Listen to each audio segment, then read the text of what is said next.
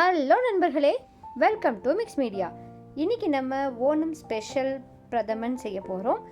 யூஸ்வலாக எல்லாருமே செய்கிற மாதிரி இல்லாமல் இன்றைக்கி இந்த ஜென்ரேஷனுக்கு ஏற்ற மாதிரி பாஸ்தா யூஸ் பண்ணிவிட்டு சூப்பரான ஒரு பிரதமன் செய்ய போகிறோம். வாங்க எப்படி செய்யலாங்கிறத பார்க்கலாம். நான் இன்றைக்கி 1 பவுல் ஃபுல் ஆஃப் பாஸ்தா எடுத்திருக்கேன்.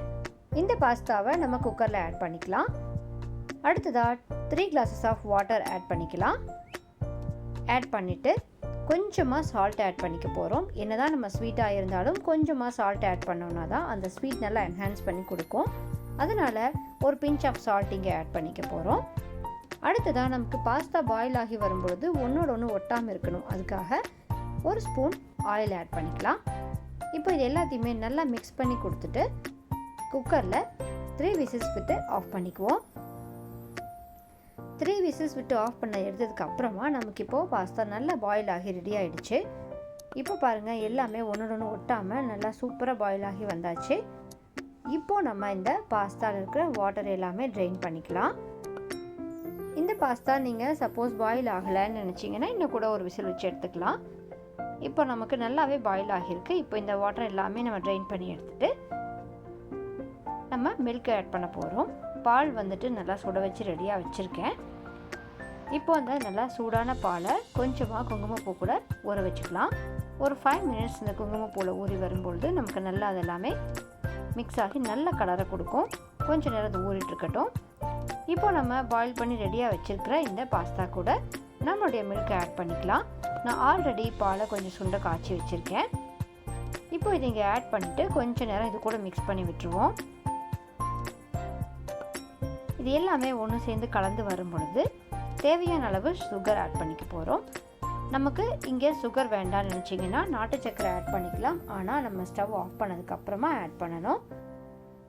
இப்போ நான் இன்றைக்கி சுகர் ஆட் பண்ணியிருக்கேன். அடுத்ததாக நம்ம ரெடியாக கலக்கி வச்சுருக்கிற இந்த குங்குமப்பூ மில்கை ஆட் பண்ணிக்கலாம். நல்ல கலர் அண்ட் ஃப்ளேவர் கொடுக்கும் இது. இதையும் நம்ம இங்கே ஆட் பண்ணதுக்கப்புறமா நம்ம ஒரு ஏலக்காய் நல்லா தட்டி போட்டு இங்கே ஆட் பண்ணிக்கலாம். உங்களுக்கு அந்த ஃப்ளேவர் பிடிச்சதுன்னா ஆட் பண்ணிக்கோங்க. அப்படி இல்லைன்னா இந்த குங்குமப்பூடைய ஃப்ளேவரோடையே விட்டுடலாம். இப்போ இது எல்லாமே நல்லா மிக்ஸ் ஆகி கொஞ்சம் நேரம் கொதிச்சு வரட்டும். கொஞ்ச நேரத்துலேயே பார்த்தீங்கன்னா நல்ல கலர் சேஞ்சஸ் ஆகியிருக்கு. இப்போ ஒரு சாஸ்பேனில் கீ ஆட் பண்ணிவிட்டு முந்திரி அண்ட் திராட்சை ஆட் பண்ணி கொஞ்சம் நம்ம ஃப்ரை பண்ணிக்குவோம். முந்திரி திராட்சை நல்லா ஃப்ரை பண்ணி எடுத்துகிட்டு நம்மளுடைய இந்த பாயாசத்துக்குள்ளே ஆட் பண்ணிக்கலாம். நம்மளுடைய இந்த பாஸ்தா பாயாசம் இந்த முந்திரி திராட்சையோட ஃப்ளேவரில் சூப்பராக இருக்குது. நல்லா ரெடியாகி கொதிச்சிட்ருக்கு. இப்போது இந்த நெய்யில் வறுத்த முந்திரி அண்ட் திராட்சையை நம்மளுடைய இந்த பாஸ்தா பிரதமன் கூட ஆட் பண்ணிக்கலாம்.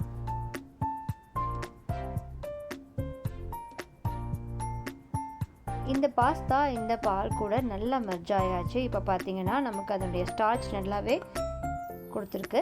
அதனால் நம்மளுடைய பாயசம் நல்ல திக்னஸ் கொடுக்க ஆரம்பிச்சிருக்கு. இன்னொரு 5 minutes கொதிச்சது அப்படின்னா நம்மளோட இந்த ஓணம் ஸ்பெஷல் பாஸ்தா பாயசம் ரெடி ஆகியாச்சு. கண்டிப்பாக இந்த பாஸ்தா பிரதமன் எல்லாருமே செஞ்சு பாருங்கள். சிம்பிள் அண்ட் குயிக்காக செய்யக்கூடிய ரெசிபி. இதே மாதிரியான சிம்பிளான ரெசிபிஸ்க்காக நம்ம சேனலை மறக்காமல் சப்ஸ்கிரைப் அண்ட் லைக் பண்ணிவிட்டு உங்கள் ஃப்ரெண்ட்ஸ் அண்ட் ரிலேட்டிவ்ஸ்க்கு ஷேர் பண்ணுங்கள். டாட்டா, பாய் பாய்.